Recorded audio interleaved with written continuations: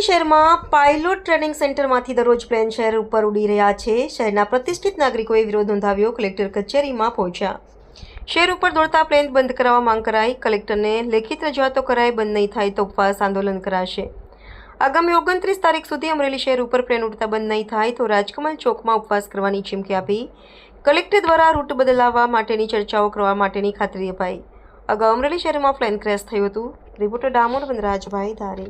હું ward number 2ના સદસ્ય Chital road Amreli airport Chital road ઉપર આવેલું છે.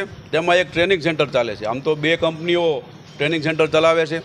અમારા અમરેલી શહેરની અમરેલી વિકાસ સમિતિની તમામ મિત્રો અને અમરેલી શહેરના નાગરિકોની માંગણી છે કે અમરેલી શહેર ઉપર મોતની જેમ ઉડતા ટ્રેનિંગ પાયલોટના પ્લેન બંધ કરવામાં આવે અથવા બીજા વિકલ્પ તરીકે તેઓનો રૂટ ચેન્જ કરવામાં આવે.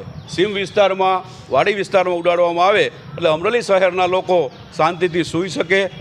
અને અમે આ બાબતમાં કલેક્ટરશ્રી અમરેલીને આવેદનપત્ર આપ્યું છે. એમને રૂબરૂ રજૂઆત કરી છે. જો આ બાબતમાં કોઈ નિર્ણય લેવામાં નહીં આવે તો અમરેલી શહેરના લોકો આંદોલનના માર્ગે જશે, ઉપવાસ કરશે. આવતા 29 તારીખે રાજકમલ ચોકમાં ઉપવાસની પણ જાહેરાત કરવામાં આવી છે. આ બાબતમાં તંત્ર વહેલી તકે નિર્ણય લે એવી અમારી માંગણી છે. સાથોસાથ ચૂંટાયેલા પ્રતિનિધિઓ પણ આમાં રસ લઈ અને અમરેલી શહેરનો પ્રશ્ન હોય આમાં આગળ આવે એવી અમારી વિનંતી છે. હું Sureshbhai Shekhwa Chittal road ward number 2ના પ્રતિનિધિ તરીકે આ રજૂઆત કરવા આવ્યો છું અને અમરેલી શહેરની સમગ્રની આ રજૂઆત છે. મારું નામ રાજેશભાઈ ગાંધી છે. આજે અમે અમરેલી ઉપર મોત ઝઝુંબે છે. જે પાયલોટ શિખાઉ પાયલોટો અમરેલી ઉપર પ્લેન ઉડાવી રહ્યા છે. અમારું કહેવું એવું છે કે અમરેલી માનવ વસાવતમાં આ પ્લેન ન ઉડે એને બદલે ખેતરને નદીઓ ઉપર ઉડે. એ અમારી માગણી અમે કલેક્ટરને સાહેબને આવેદનપત્રમાં આપી છે. અગાઉ પણ અમે આપેલી છે 6 મહિના પહેલાં 30/12ની આપેલી છે. એનું પણ હજી કોઈ પણ પ્રકારનો અમને જવાબ મળેલ નથી. આગામી સમયમાં શું રણનીતિ? આગામી સમયમાં 29 તારીખે પ્રતિક ઉપવાસ 1 દિવસના કરશું અમે, જો આ નહીં અમારે કોઈ આમાં નિકાલ આવે તો.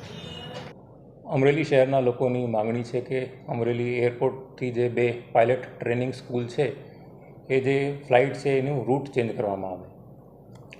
આમ જે બંને પાયલટ ટ્રેનિંગ સ્કૂલ્સ છે એમાં કેન્દ્ર સરકારના જે એવિએશન મિનિસ્ટ્રી છે એમની સંપૂર્ણ પરવાનગી લીધા પછી જ આ બંને પાયલટ ટ્રેનિંગ સ્કૂલ ચાલે છે.